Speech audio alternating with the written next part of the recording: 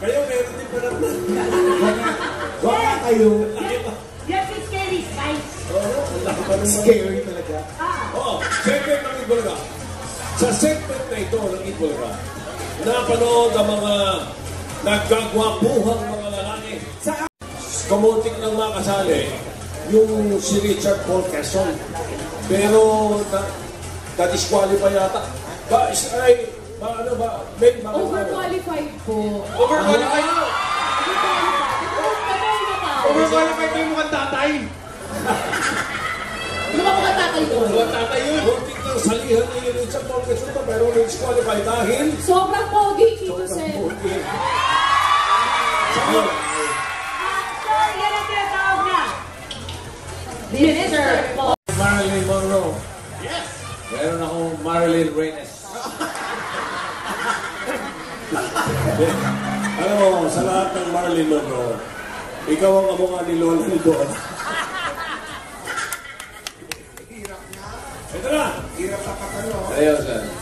Mula estudyante, pamilya, magkaka-opisina, bata, lolo't lola, at galing sa diskarte ng mga Pilipino, itinuturing din pang-bansang laro for Christmas parties. Ano ito? Yan ba yung Pinoy Henyo? Pinoy Henyo, sir. Marlon? Pinoy Henyo. Sa'yo na yan. At galing sa diskarte ng mga Pilipino, Ay, sus Maria Jose mo. Sexy na. Christmas parties. Ganda yung video. Yan ba yung Pinoy Henyo? Pinoy Henyo, sir. Correct!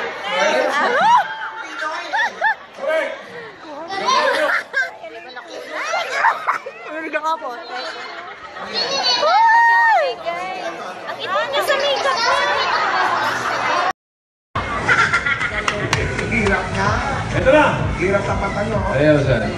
Mula estudyante, pamilya, magkaka-opisina, bata, lolo't lola, pati ng mga foreigners, nasubok na sa laro ito.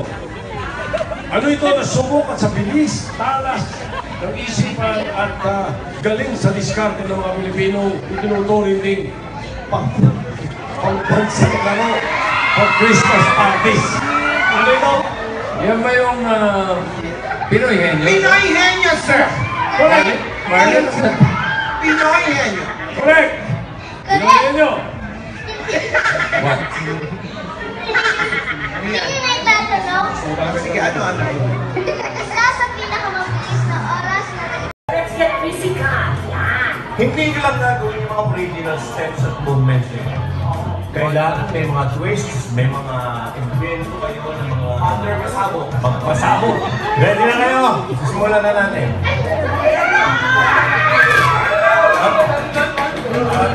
Okay, maidagdag ko lang. Yung mapipiling dalawa, hindi naman kayo solo, kayo lang ang lead dancers. Dahil pwede kayong pumili ng backup dancers nyo from all over the Philippines.